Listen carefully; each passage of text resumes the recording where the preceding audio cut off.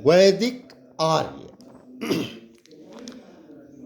आर्य वस्तुतः कहाँ से आए थे, उनका मूल निवास स्थान कहाँ था, इस संबंध में इतिहासकारों में अनेक मतभेद हैं और इस परिप्रेक्ष्य में प्रमाण भी स्पष्ट प्राप्त नहीं होते हैं। हमें बहुत ही सीमित साक्ष्य उपलब्ध है जिनके अनुसार कुछ अनुमान लगाया जा सकता है। जैसे 1400 ईसा पूर्व के बोगज कोई एशिया माइनर के अभिलेख में ऋग्वैदिक काल के देवताओं इंद्र, वरुण, मित्र तथा नासत्य का उल्लेख मिलता है।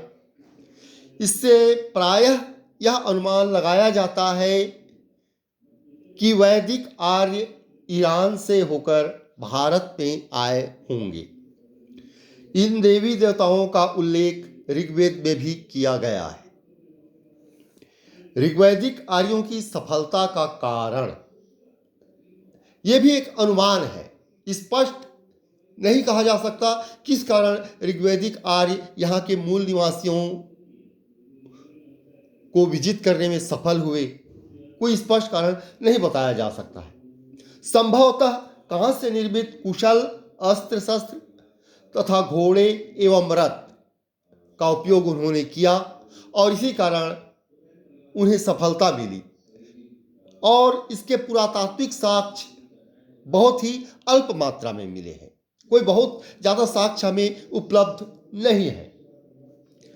आर्यों का मूल स्थान क्या था, इस संबंध में प्रोफेसर मैक्स मूलर मध्य एशिया के बैक्ट्रिया को आर्यों का मूल निवास स्थान मानते हैं, बाल गंगाधर तिलक उत्तरी ध्रुव को, डॉक्टर अविनाश चंद्र दास सप्त सैंधव प्रदेश को आर्यों का मूल निवास स्थान मानते हैं, डॉक्टर संपूर्णानंद आल्पस पर्वत के पूर्व में यूरेशिया के समीप को आर्यों का मूल निवास स्थान मानते हैं, जबकि दयानंद सरस्वती तिब्बत को आर्यों का मूल निवास स्थान मानते हैं। बैडनिस्टन, नेहरिंग एवं प्रोफेसर गॉर्डन चाइल्ड ने दक्षिणी रूस को आर्यों का मूल निवास स्थान माना है।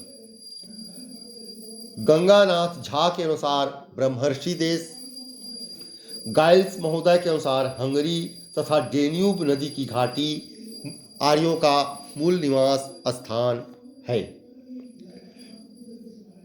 प्रसिद्ध विद्वान प्रोफेसर पेनका व हर्ट के अनुसार जर्मनी के मैदानी भाग, रोड्स के अनुसार बैक्ट्रिया, जबकि विलियम जोन्स के अनुसार यूरोप आर्यों का मूल निवास स्थान है।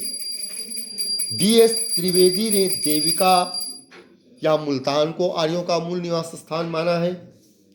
ALD कल्ल ने कश्मीर या हिमालय आच्छादित प्रदेशों को आर्यों का मूल निवास स्थान माना है, जबकि मेयर कीथ ओक गल्डनबर्ग ने पामीर का पठार को आर्यों का मूल निवास स्थान माना है।